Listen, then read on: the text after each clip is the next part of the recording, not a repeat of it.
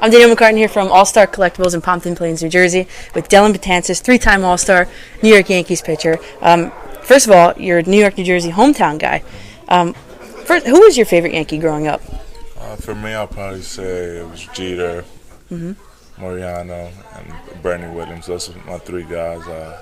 Obviously, grew up in those years where they were winning all those World Series championships. So, those are the three guys that I look up to the most. Now, you're 28, right? Yeah. Yeah, me too. So we grew up in the same. So I assume you've met all of those guys. And what kind of stories do you have with those? Man, first time I met Jeter, I just remember being drafted in 06 and just seeing him walk in the same room I was in. It was kind of, it was just strange for me. I was starstruck. First time I was starstruck, and obviously Jeet, being the guy he is, made me feel right at home. I actually spoke Spanish to my father that was there. Just a couple words. He did? Yeah, that was pretty cool. Yeah, very cool. So do you still have any connections to Teaneck, New Jersey? You had lived there, right? For a little while? Yeah. I've actually owned a house there. My parents still live there. Cool. So we, since I signed, I bought a place there, and I don't live there now, but my parents do. Very cool. Yeah. Very cool. And the Yankees' illustrious history, all the numbers that are retired. How did you end up with 68? Did you pick it, or was it given to you? For me, it was a number I got, and I just felt like I just stuck to it. I'm 6'8", so it just kind of, I felt like it just went with me, and I didn't really want to change numbers. It's gone good for me. So pretty good answer. Yeah. Now, teammates with Jeter, you were a fan of his growing up. I mean, I think everybody our age was. What is it like for this coming season to see his number being retired in Monument Park? Man, that's going to be awesome. Obviously, I got the chance to play with him, and, he's just a class guy, one of the best out there. And, for me to be at that field and share that moment with him, I think it's going to be special, and it's something that I'm looking forward to. Star-studded event, I'm sure. Yep, exactly. Stadium will be packed for that one. Sure. I think I'm going to buy a ticket. So it sounds like you're a big basketball fan. I thought this was a cool question. If you could play basketball, who would your dream team be? Like the other four guys on the court, who would they be? Does it have to, retired players or current? Whatever. Kobe Bryant, Shaquille O'Neal, Michael Jordan, and Steph Curry. Steph Curry. Yeah. All right, what about guys that are still playing? Steph Curry, Westbrook, LeBron James, and probably KD. Okay, yeah. All right. So who's your MVP for the season this year? Man, it's tough. There's so many good guys this year. James Harden's doing an unbelievable job with the Rockets. Russell Westbrook, what he's doing is phenomenal. And, LeBron James, he does it in, every year. But I feel like if I was to pick one, I would pick James Harden. Okay. Any particular reason? I just feel like, obviously Mike D'Antoni being a new coach, and they're running that fast-paced offense, has benefited him playing the point guard position. I mean, they're playing really well, and he's averaging almost a triple-double, and, I'll pick him. What do you think about Westbrook not making the starting rotation for the All-Star game, starting lineup?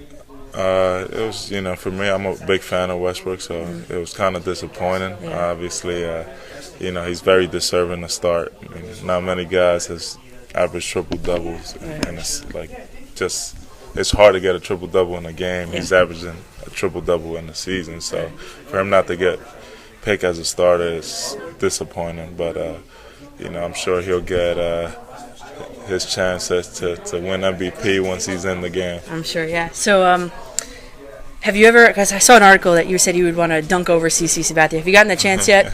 No, I haven't. I was just messing around, but, I don't know if I'll be able to get that chance, but it will feel good if I did. So, we're talking just a little bit football. Who do you have winning the Super Bowl this year? Who's your favorite? Well, the favorite to win. Well, I mean, there's so many good teams left. What Aaron Rodgers is doing is unbelievable. Yeah. So I feel like they're gonna be hard to beat. But Matt Ryan has been playing well in the Falcons. But I I got Green Bay, and I got New England. So, and I think Aaron Rodgers is gonna walk away with the Super Bowl. Yeah.